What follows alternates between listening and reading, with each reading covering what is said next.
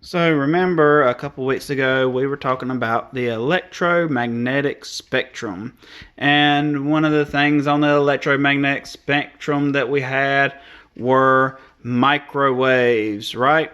So everybody talked about their microwave oven and heating food, and here we go. So I am currently warming up this corn dog. It was frozen, and it doesn't take very long to heat up this frozen corn dog.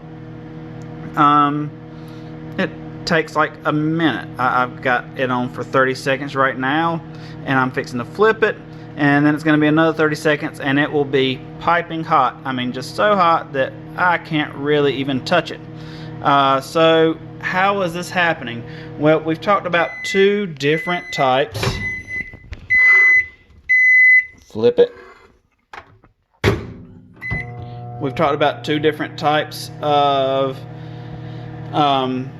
ways that thermal energy is transferred. One of the ways was convection, where the particles that are touching, bumping into other particles, are heating them up. That's not happening here. And then we got that was conduction, and then convection, which we did yesterday. And on convection, it was the air that was spinning around. Well, I'm going to put my hand in here, and I mean, it's a little bit warm right above this, but the rest of this isn't hot. But this is, whoo, this is so hot. Look at that. It's already busting open that right there because the hot dog inside is so hot. So which form did we use for this? What made this hot? This one was radiation. So what we have here is a microwave oven, and radiation is usually associated with the electromagnetic spectrum. And remember, microwaves are on the electromagnetic spectrum. We don't have to have particles for energy to be transferred that way. That's why we get heat from the sun, because there's no particles in space for everything to bounce around in.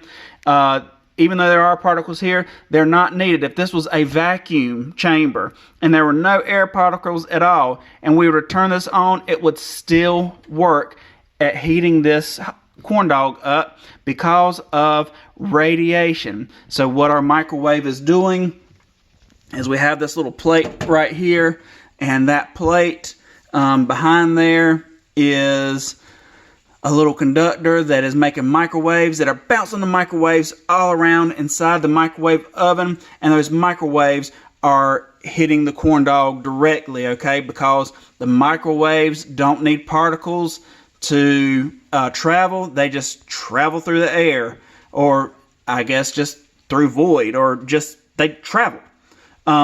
So they travel and they hit the corn dog, and they give their energy to the corn dog. Same way that the sun gives us energy, same way we get burnt from UV rays, the same way that we can get fire heat from a fire. Okay, all this is different types of radiation. Okay, not all radiation's bad. I mean, you've heard of getting radiation and getting sick from it, but it helps. It helps warm you up. If you don't get too much, it can help warm you up. It can help heat your food.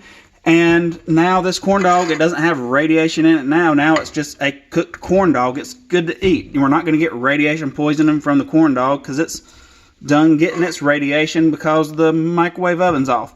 But we do have a warm corn dog, and radiation did that for us, okay, in our microwave oven. Isn't that awesome?